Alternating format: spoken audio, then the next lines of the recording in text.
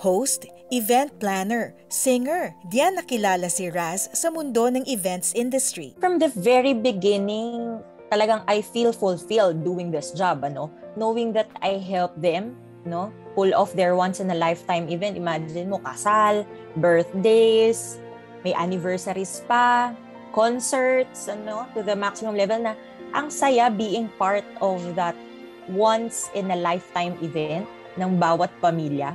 Bilang isang ina at mananampalataya, mahalaga kay Raz ang kanyang relasyon sa Diyos. It serves as my hope because even at times I feel unacceptable, kulang ako, that I am ashamed. He is my hope, and in Him I am changed and I am worthy of love.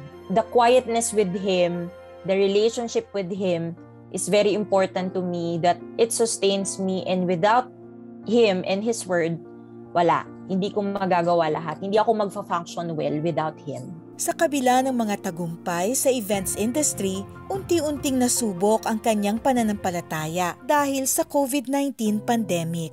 Ang first na naisip ko at naramdaman ko, I felt really anxious.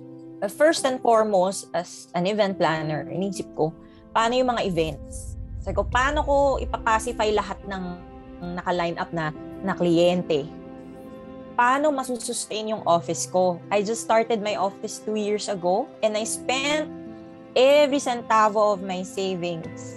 Sabi ko, Lord, talagang ito yung mismong default ko, pumikit ako. Sabi ko, Lord, hindi na po kami makakalabas after 2 days. Upang matustusan ang pangangailangan, nagbenta si Raz ng cleaning solutions at food items, subalit kulang pa rin ito para sa mabigat na bayarin. And then, syempre, habang nangyayari rin yung mga gastusin na nakapile up, we mourn. Sabi ko, Lord, ano to nangyayari? Nagsasabay-sabay, Lord. Sabi ko, tapos hindi pa makalabas. Isa pa yun, hindi pa, Lord, parang contained ka na dito sa bahay, wala ka pang magawa, no? Lord, paano ako magfa-function well? So I realized, sabi lang niya, you have to be still. Wait on me. Sabi niya, ako lang yung hintayin mong umaksyon. Because sometimes, ang dapat mo lang gawin ay yung wala kang gawin. Yung tahimik ka lang. Yung hihintayin mo lang ako sa kung ano sasabihin ko. There was one time, meron po akong hindi mababayaran na. Yun na yung tingin ko, hindi ko na talaga mababayaran. Malapit na yung due date.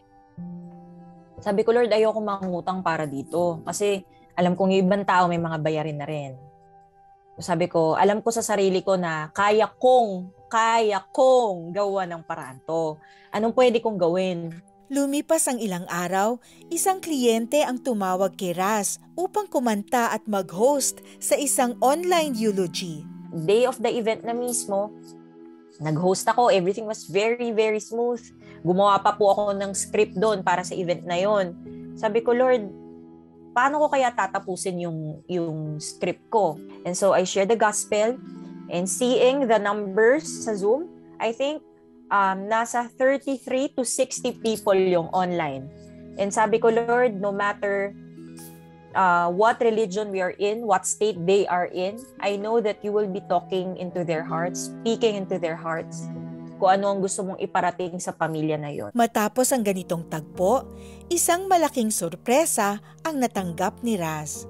Triple yung amount ng binigay niyang love gift na sinend niya via transfer, online transfer. Kaya pagkita ko, nung na-receive ko yung text, sabi ko, Lord, seryoso ba? Sabi ko, times 3. Nung una pa, sabi ko, Lord, first time ko palang mag-host ng patay. Anong gagawin ko? Baka hindi ako maging effective.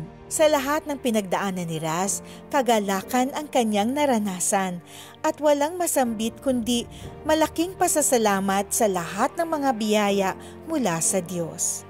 Yun yung realization ko. Our God is a direct God. He's a detailed God. Kung ano yung kailangan mo, you tell me.